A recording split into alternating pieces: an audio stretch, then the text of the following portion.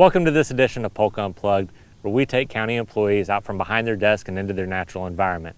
I'm your host, Jeremy Maready, and coming up with us today is Jeff Spence.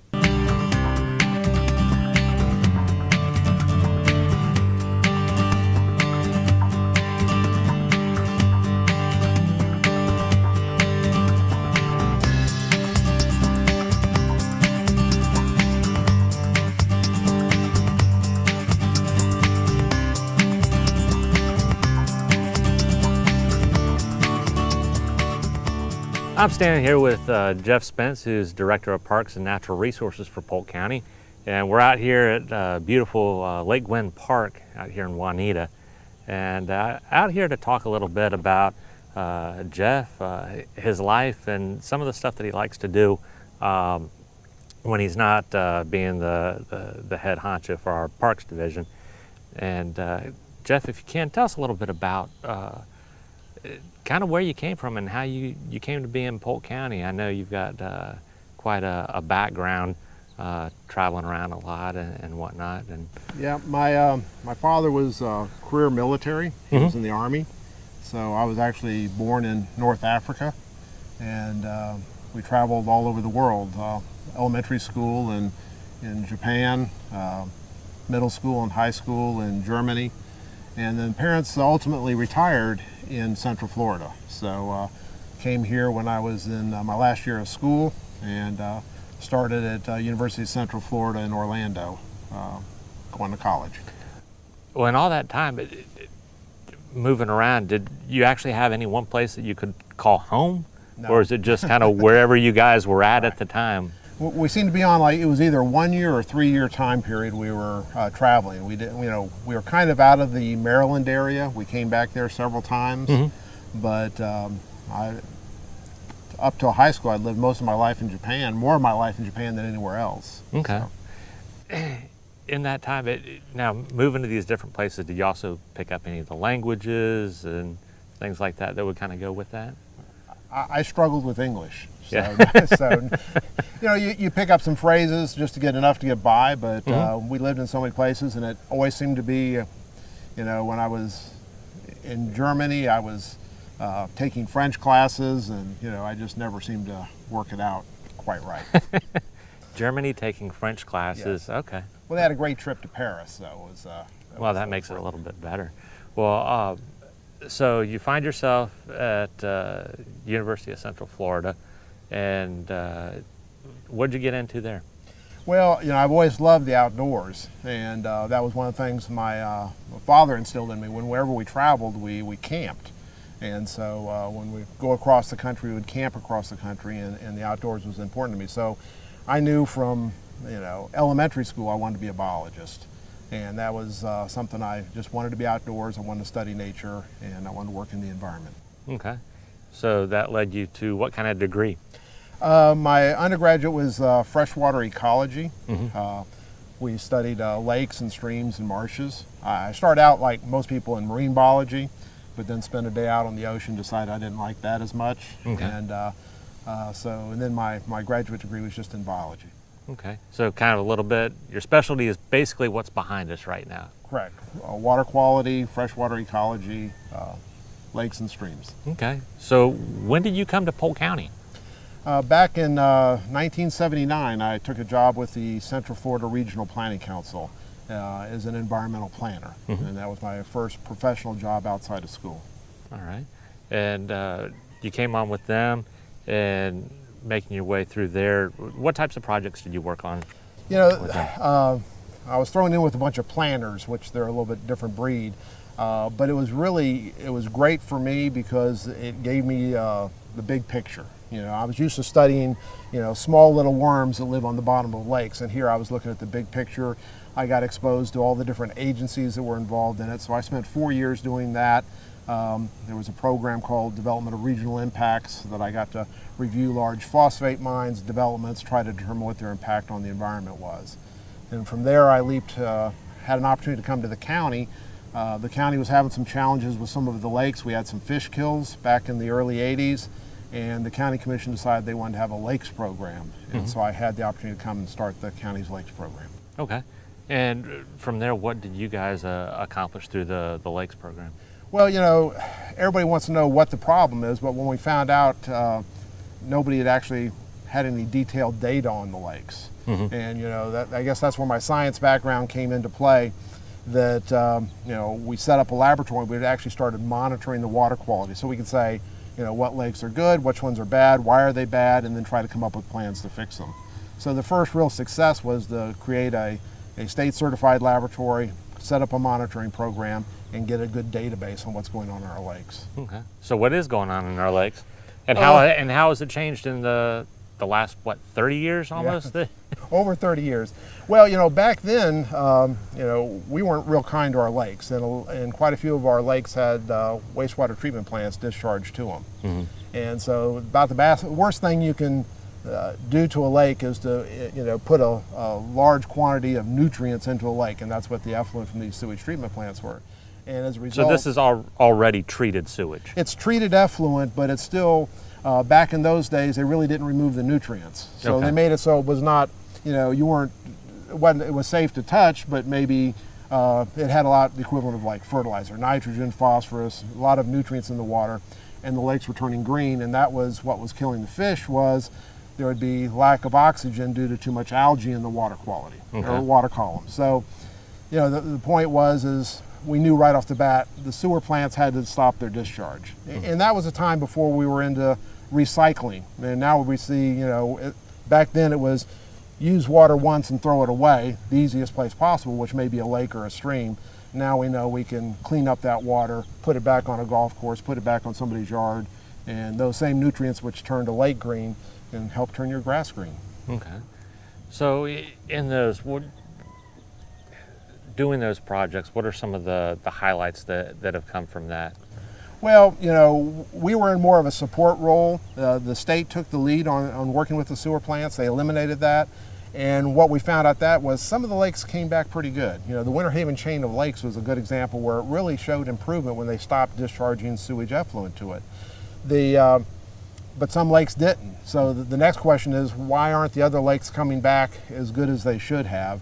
And so that led us to the next question, or the next inquiry was, stormwater runoff must be a major source of the problems with the lakes. And so now we're going back to re-examining these lakes and saying, is it stormwater or is it other things that are affecting it? And I guess like everything, we want to simplify things, and these are very, very complex systems. And sometimes it's the stormwater, sometimes it's the organic sediment that's been built up on the bottom of the lake. It can be multiple things that are causing the problem. So we actually have to study each lake on its own to try to come up with a solution. Okay. Now, how'd you make yourself into a director's position? Because I know you now have your hands in so many different things, between the water, the mosquitoes, to environmental lands, to our parks for baseball fields and everything like that. Well, that's where I really, part of it goes back to the Regional Planning Council, where they gave us a bigger view of what's going on to look at the big picture. And the other part is that I've been very blessed to have several good managers that would constantly challenge me. So you think you have one thing under control, then they give you something else. And as you mentioned, we got mosquito control, aquatic weed control, the environmental lands program started up with the county, and got to start the county's drainage program. We didn't have a drainage program till 1995, and that was a major challenge, going out there and trying to find solutions to flooding that didn't cause more problems downstream. So then most recently getting the Parks and Recreation program, which has been a great experience. So now in all of this, you've been with the county 30 plus years. What's your greatest accomplishment, you think? I have a great fondness to the environmental lands program.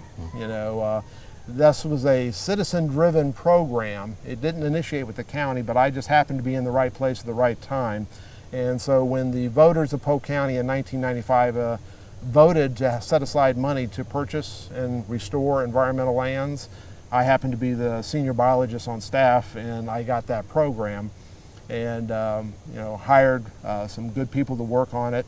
we've protected over 26,000 acres of natural areas, and almost all of them are open up to the public to hike on and enjoy. Can you tell us a little bit about Lake Gwen here, and a little bit about its history? It's kind of obscure. I hadn't heard about it until the last few months, and it's just absolutely gorgeous out here. This was a great opportunity to get two of our programs to work together. The Lake Gwen project is actually a project out of our water resources program, our water quality program. And what happened here, this used to be a lake back in the before 1920, and a canal was dug right through the middle of the lake. Back then, they were draining a lot of land for agricultural purposes, and so they dug a canal. It was a shallow lake even back then, and it totally drained this lake. And so that canal is called the Juanita Farms Drainage Canal. We maintain it under our drainage program.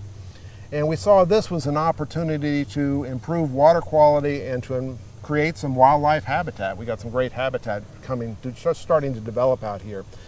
What we did was we scraped out the bottom of half this old historic Lake Gwen, removed the exotic vegetation, and then diverted the water into that half and planted thousands of native environmental plants or aquatic plants in there, and they're just starting to grow right now. And the purpose of this is this system will purify the water as it moves down. So all the water coming out of the Winter Haven chain of lakes, the lower Winter Haven chain of lakes, comes out of Lake Lulu into the Juanita Farms Drainage Canal, and then will flow through this system and ultimately down to the Peace River. And our plan is we'll have better water quality. So again, this is a great opportunity because the state owns this property. We entered into a long-term lease, and we're going to provide active recreation on half the property and then natural recreation on the other half. And so in the background we can hear some equipment going. We're clearing some areas for a playground, and we're going to be part of the community here. And then we'll have this nice hiking trail around the property. All right, well, speaking of the hiking trail, let's get on and see kind of what this place has to offer. Okay. Well, Parks and Natural Resources is probably the most diverse division within the entire county. We have everything from our history center, the museum, the genealogical library, to mosquito control, aquatic weed control, natural areas management, water quality, lake and stream restoration work, stormwater retrofits, and then of course parks and recreation. So I'm the division director and try to coordinate all this group together to produce positive results. The success of our program, I attribute a lot to the managers within the program. As I mentioned, this is such a diverse group that nobody can have expertise over all these areas. And I'm extremely fortunate. We have a PhD in charge of our mosquito control. We have Mike Callender over Parks and Recreation, who's got 35 years experience. Gay Sharp, a biologist. So we have a professional engineer in charge of our water quality program. So we're very blessed that we have these managers that are top-notch and know what they're doing. The county's changed dramatically over the last 30 years. I mean, technology, when I started with the county, we didn't have computers at our desk. We didn't have email. We didn't have, we had secretaries that did the typing. It was very, very different than what we have today. Today it's much more hands-on, but some things haven't changed. Customer service is still number one in this county. It has always been number one. I think that we've changed from the standpoint that we're more policy-driven now. We have probably a little bit less interaction with the commissioners on a day-to-day basis. Back 30 years ago, it was not uncommon for a commissioner to be involved in the day-to-day operation of your program. It's a little bit different now, where we report to the county manager's office, and we deal with the policy issues that the county commission develops. Well, I've been very blessed from the standpoint that every time I thought I knew my job and what I was doing, a county manager would give me something else to do. So it's made life extremely interesting. But I think the best thing is that the county managers we have, and especially the most recent ones, the last couple we've had, have been very good as far as, they give that outline, go do it, and then they let us go do our job. One of the reasons I came to Polk County, because it was green. It had so many open spaces to go out and explore. I came from the Orlando area, and I was there when Disney moved into town, and I saw the tremendous growth that occurred, and it hadn't quite occurred in Polk County at that time. And we have grown. We're going to continue to grow. You know, one of the greatest joys I've gotten from my job has been working with our environmental lands program.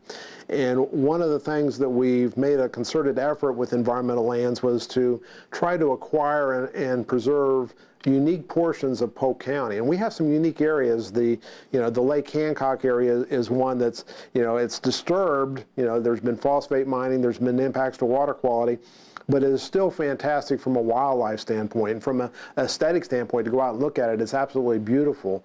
Then we have the Lake Wales Ridge, with its endangered species and plants and animals that are found nowhere else.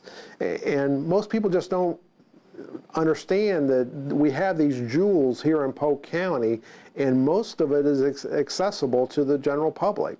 We have hiking trails on almost all these properties. You just have to look in the right place and go to the websites and check with the county, and you can get the opportunity to see these. The biggest thing that we're doing here that I think is so exciting is that people have found Circle B, but Circle B is just one place in this county.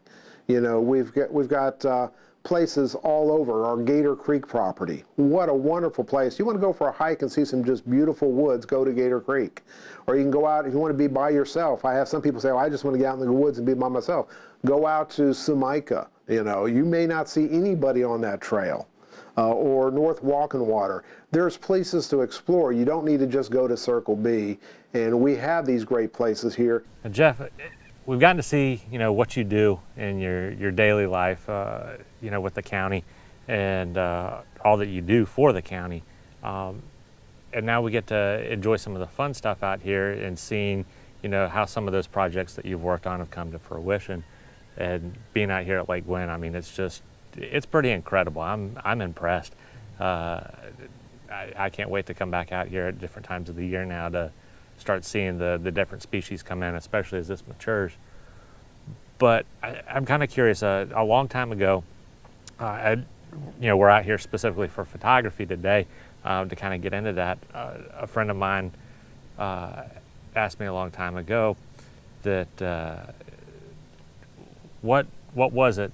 When did the bug hit me in photography? And so I'll ask you the same question. I've always liked photography. My father was into photography when I was extremely young. Unfortunately, he gave it up, but he still had his cameras. Mm-hmm. And back in those days, it was the old 35 millimeter film cameras. And so I would take his cameras, which were actually pretty nice cameras, and go out and take pictures.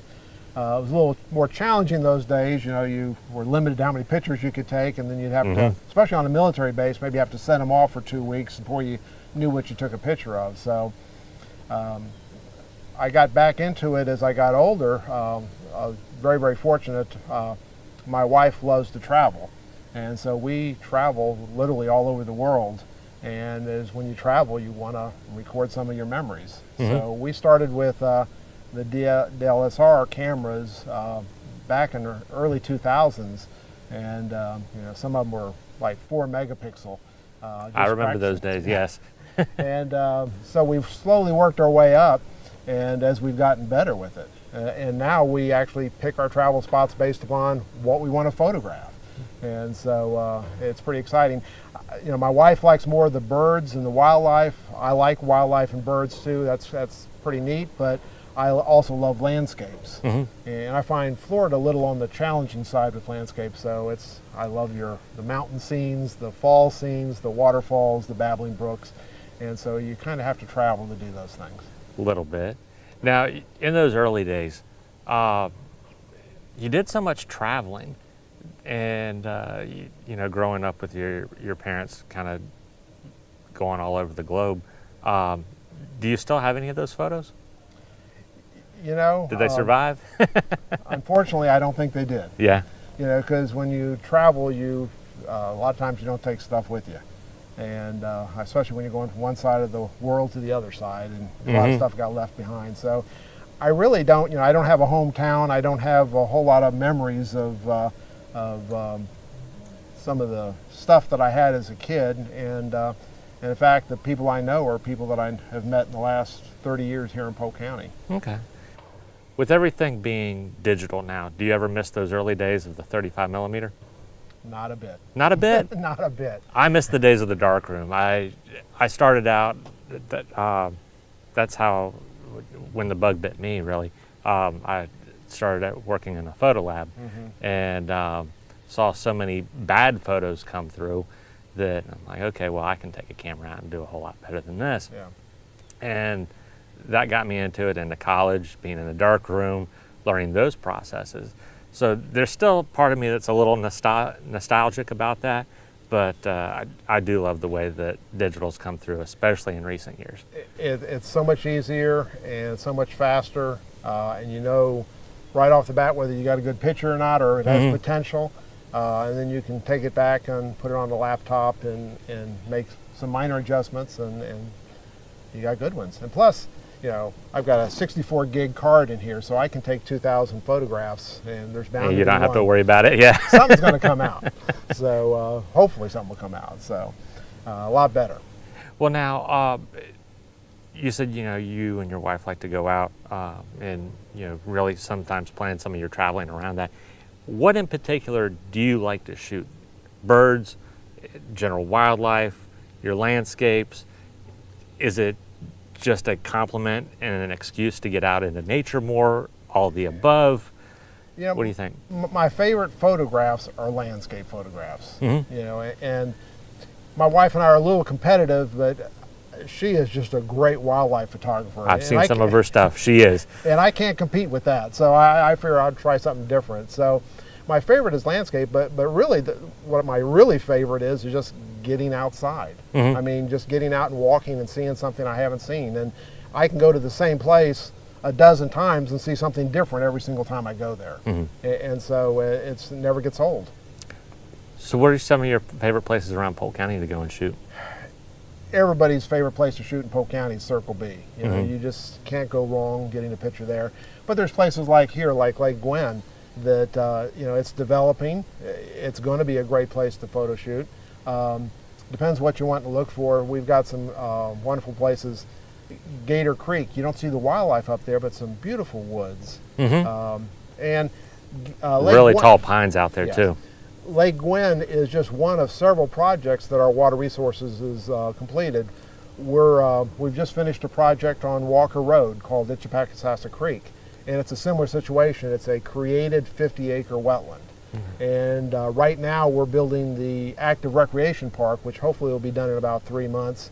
And it's going to be just like Lake Gwen. It's going to be a great site to go photograph wildlife. Well, don't forget about the east side of the county, too. I know one of my favorite places to go and shoot is Crooked Lake.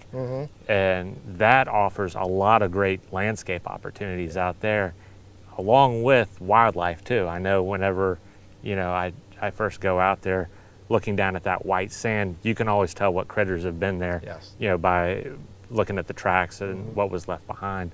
So, I mean, we've got a whole bunch of different lands out there through the Environmental Lands program that's just so impressive. Well, and you don't even have to be on environmental lands or in a state park. You know, one of my favorite wildlife photographs I ever took was my wife and I had gone to Crooked Lake one day, and we also then drove up to North Walking Water property, which is a gorgeous piece of property. And we had spent the afternoon photographing, and to be quite frank, I didn't see anything that really I knew was going to be a great photograph. And at the end of the day, we had to pick up my mother-in-law at a church retreat, and we were sitting in the parking lot waiting when I heard a barred owl call. And we jumped out of the car, found the barred owl, and as we did, we heard another barred owl call, and they were hooting back and forth, and then they both landed on the same branch within inches and started nuzzling each other. And so here we were in a church parking lot getting a great wildlife photograph that I still love today. Wonderful.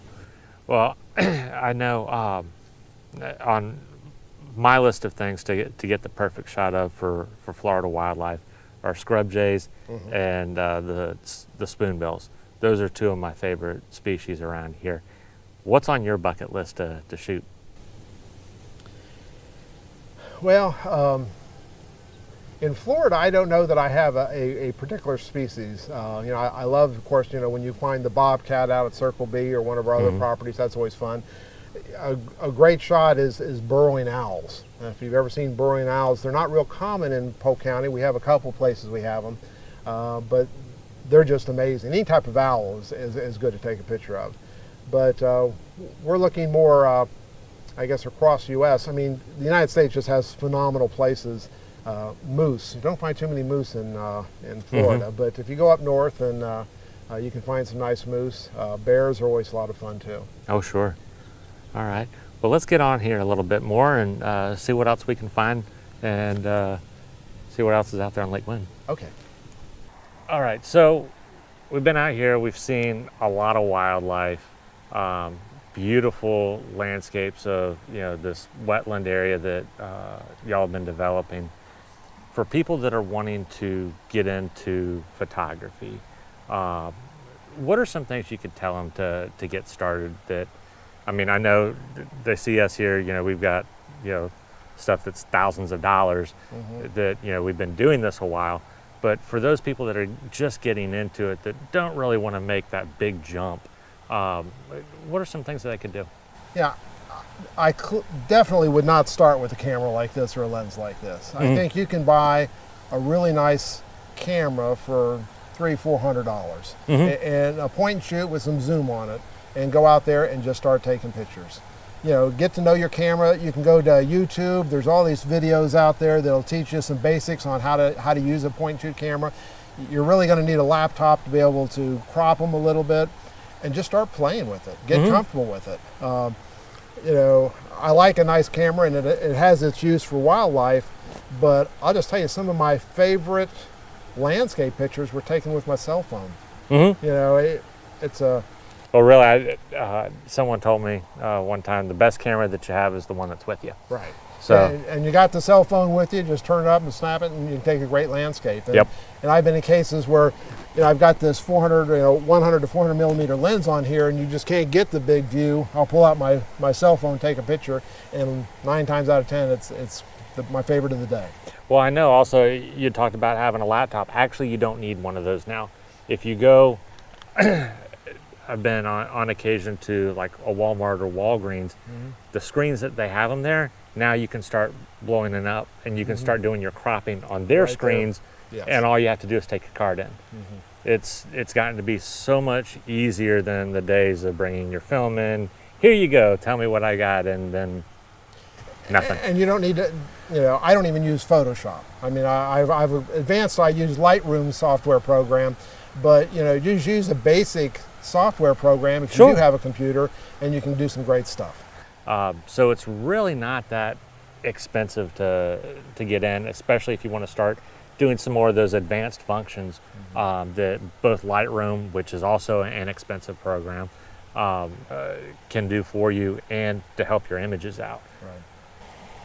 Right. But please don't get caught, because first time I opened up Photoshop and I couldn't even import a picture, I'm saying, I'm not going to do this ever. Yes. It can be very challenging, and so don't go that direction when you first start. No, not at all. I mean, you know, you don't want someone to get discouraged at all from doing something like this. I know, working a lot of years in doing photography, nature photography is my therapy almost. I spent so many years trying to chase down people to get their names and stuff like that for different publications, only to be sometimes yelled at or called bad names. And so, you know, you're never going to have an eagle or an osprey yell at you or make rude gestures or anything like that. So it's really nice. It kind of gives me almost another excuse to get out. Yeah. And we mentioned, you know, my career. Most of my work now is administrative, so I deal with the people, I deal with the employees, I deal with computer administrative work. So yes, this is therapy. Get out here, leave the cell phone behind, just walk and see what Mother Nature has to offer. Well, Jeff, thank you so much for coming out here with us. We sure do appreciate you taking the time, and it was great learning more about you. It's never bad going outside. And that about does it for this edition of Polk Unplugged. Thanks to Jeff for coming out here with us, and we'll see you guys next month.